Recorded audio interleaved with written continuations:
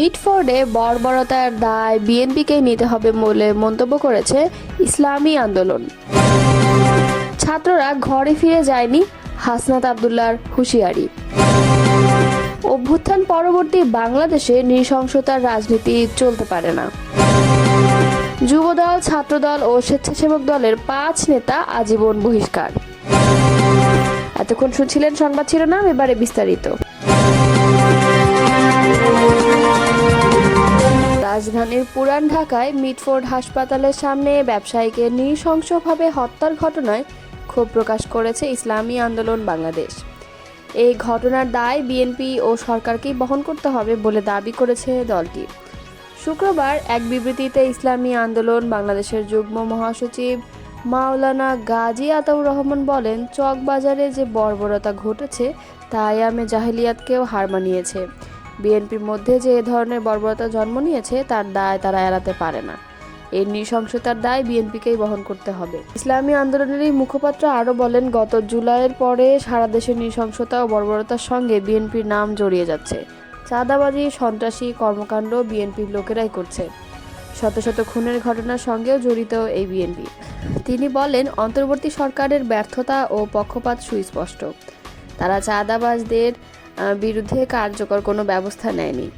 বিএনপির অপরাধীদের বিরুদ্ধে আগাম কোনো ব্যবস্থা নেয়নি, ফলে এমন নৃশংস হত্যাকাণ্ড দেখতে হলো জাতিকে। বিএনপির এই বর্বরতা ও নৃশংসতা থাকলে আগামী নির্বাচন অসম্ভব হয়ে উঠবে বলে মন্তব্য করেন মাওলানা গাজী আতাউর রহমান।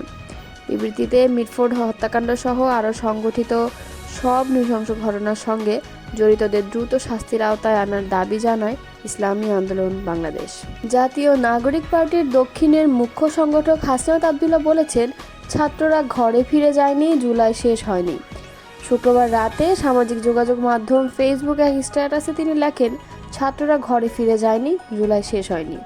নিজের ভেরিফাইড আইডিতে দেওয়া এই স্ট্যাটাসে কোনো বিষয় উল্লেখ না করলেও রাজধানীর পুরান ঢাকায় মিটফোর্ডের সামনে হত্যাকাণ্ডের বিষয়টি ইঙ্গিত করেছেন বলে মনে করা হচ্ছে। এর আগে বুধবার রাজধানীর পুরান ঢাকায় চাঁদ মিয়া ওরফে সোহাগ নামে এক ব্যবসায়ীকে পিটিয়ে ও কুপিয়ে নৃশংসভাবে হত্যা করা হয়।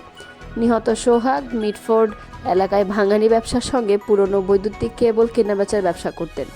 ওই এলাকায় বিদ্যুতের তামার তার ও সাদা তারের ব্যবসায় একটি সিন্ডিকেট রয়েছে। এর নিয়ন্ত্রণ ছিল সোহাগের হাতে, তবে নিয়ন্ত্রণ নিতে মরিয়া ছিল মহিন ও টিটু নামে আরও 2 জন।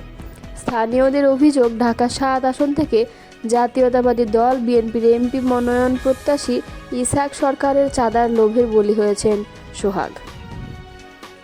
অভ্যুত্থান পরবর্তী বাংলাদেশে কোনো নৃশংসতার রাজনীতি চলতে পারে না বলে মন্তব্য করেছেন গণসংহতি আন্দোলনের প্রধান সমন্বয়কারী জোনায়েদ সাকি ও নির্বাহী সমন্বয়কারী আবুল হাসান রুবেল।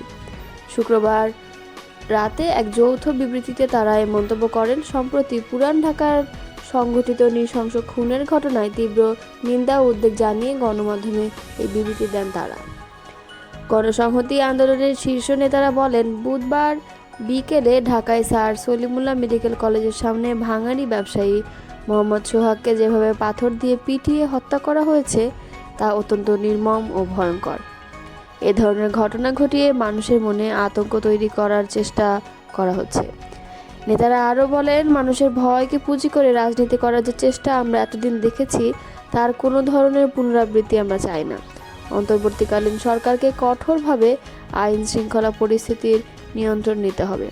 এই ঘটনায় জড়িতদের শিগগিরই আইনের আওতায় এনে বিচার করতে হবে। তারা বলেন, গণঅভ্যুত্থান পরবর্তী বাংলাদেশ এই নৃশংসতার রাজনীতি আর চলতে পারে না। বাংলাদেশ থেকে চিরতরে এই আতঙ্ক তৈরির রাজনীতি বন্ধ করার জন্য এই নৃশংস ঘটনার শিগগিরই বিচার প্রয়োজন।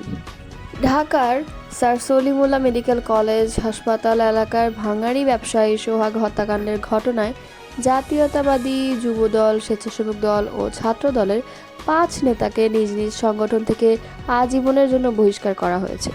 শুক্রবার সন্ধ্যায় যুবদল, স্বেচ্ছাসেবক দল ও ছাত্র দলের পৃথক সংবাদ বিজ্ঞপ্তিতে এ তথ্য জানিয়ে বলা হয়েছে, নিহতের পরিবারের পক্ষ থেকে দায়ের করা মামলায় বহিষ্কৃতরা আসামি।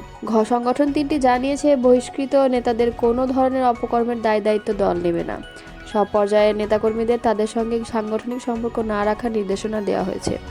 এ বিষয়ে আইনশৃঙ্খলা বাহিনীকে কোনোরূপ শৈথিল্য না দেখিয়ে প্রয়োজনীয় আইনি ব্যবস্থা নেওয়ার আহ্বান জানিয়েছে সংগঠন তিনটি। যুবদলের কেন্দ্রীয় সহ দপ্তর সম্পাদক মিনহাজুল ইসলাম ভূঁইয়ার সই করা গণমাধ্যমে পাঠানো এক বিজ্ঞপ্তিতে বলা হয়েছে, যুবদলের কেন্দ্রীয় নির্বাহী কমিটির সাবেক সহ জলবায়ু বিষয়ক সম্পাদক রজব আলী পল্টু ও ঢাকা মহানগর দক্ষিণ যুবদলের যুগ্ম আহ্বায়ক সাবাহ করিম লাকিকে প্রাথমিক সদস্য পদসহ দল থেকে আজীবনের জন্য বহিষ্কার করা হয়েছে। ছাত্রদলের প্রেস বিজ্ঞপ্তিতে বলা হয়, কেন্দ্রীয় সংসদের সিদ্ধান্ত অনুযায়ী সাংগঠনিক শৃঙ্খলা ভঙ্গের সুনির্দিষ্ট অভিযোগের ভিত্তিতে ছাত্রদলের মহানগর দক্ষিণ শাখার অধীনস্থ চকবাজার থানা ছাত্রদলের সদস্য সচিব অপু দাসকে প্রাথমিক সদস্য পদসহ সব সাংগঠনিক পদ থেকে আজীবনের জন্য বহিষ্কার করা হয়েছে। এছাড়া মাহমুদুল হাসান মাহিন 2018 সালের আগে ছাত্রদলের সাংগঠনিক কার্যক্রমে জড়িত থাকলেও দীর্ঘদিন ধরে সংগঠনের কার্যক্রমে জড়িত নেই। মাহিনকে প্রাথমিক সদস্য পদ সহ সব সাংগঠনিক পদ থেকে আজীবনের জন্য বহিষ্কার করা হয়েছে। স্বেচ্ছাসেবক দল প্রেস বিজ্ঞপ্তিতে জানায়, কালু ওরফে স্বেচ্ছাসেবক কালুকে প্রাথমিক সদস্য পদ সহ দল থেকে আজীবন বহিষ্কার করা হয়েছে।